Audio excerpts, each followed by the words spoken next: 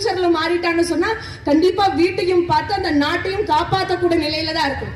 சோழ நாட்டுல மானியாக பிறந்து பின்பு பாண்டிய நாட்டுக்கு புகுந்து போய் அந்த இடத்துல சைவம் தலைத்து ஓங்கி நின்றாலும் சமணம் சேர்க்கக்கூடிய அந்த நேரத்துல மக்கள் எல்லாம் சமணத்துக்கு போயிட்டாங்க, மன்னர் கூடி சமணத்துக்கு போயிட்டாங்க.